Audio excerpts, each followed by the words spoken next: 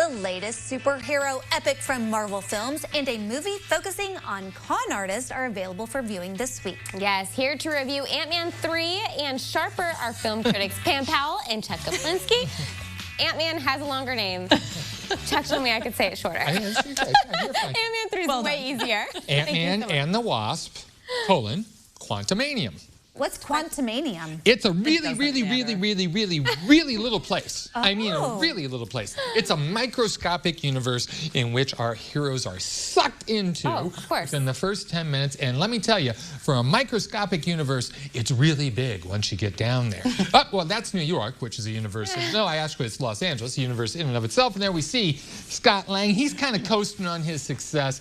He's written a book. He's getting free food. He's going to movie premieres. Life is good. But he doesn't really want to be Ant-Man anymore. But as I told you, they all get sucked down into this place, and he's got to put on his uniform again. And there you see his daughter Cassie, played by Catherine Newton, and Michael Douglas is there, back as Hank Pym. Whoa, there's Michelle Pfeiffer. She's always pleasant in any film she's in as Janet, and Hope Van Dyne, played by Evangeline Lilly, all of our main characters.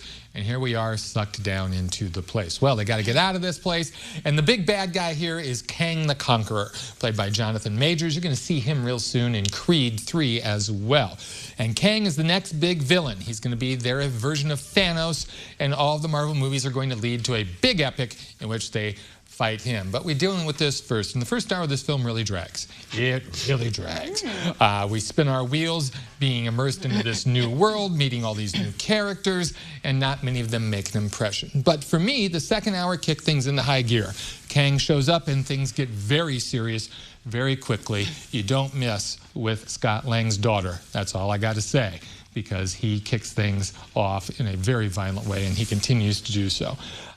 This is not great Marvel, but I don't think it's bad Marvel either.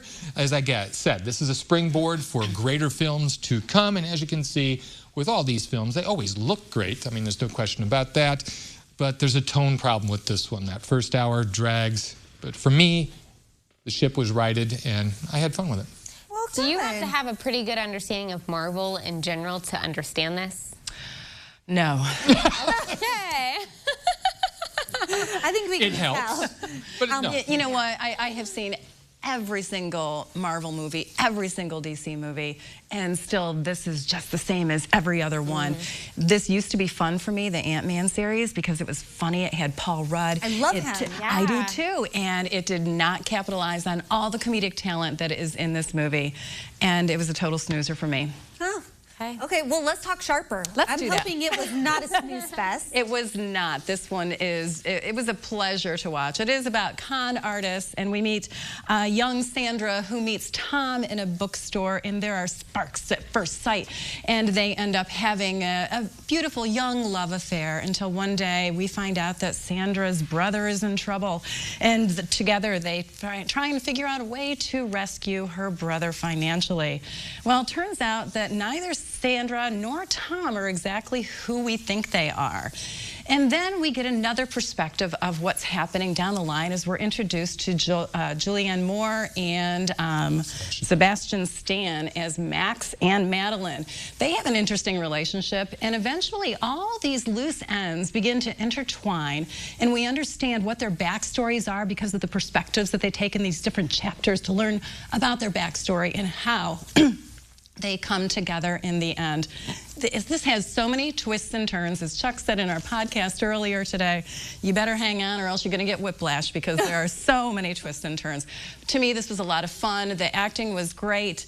The twists and turns really are very unexpected. I was on the edge of my seat for the entire movie, wondering what was going to happen, how they were going to wrap all this up. Everything was unexpected and a lot of fun. And this is on Apple. It is. It's streaming on Apple. Wow. Did you enjoy it? It's okay. No, I liked it, but I didn't love it like she did. It's okay. Okay. Well, and that's why it's nice to have both of your perspectives. That's true. That's right. So, okay.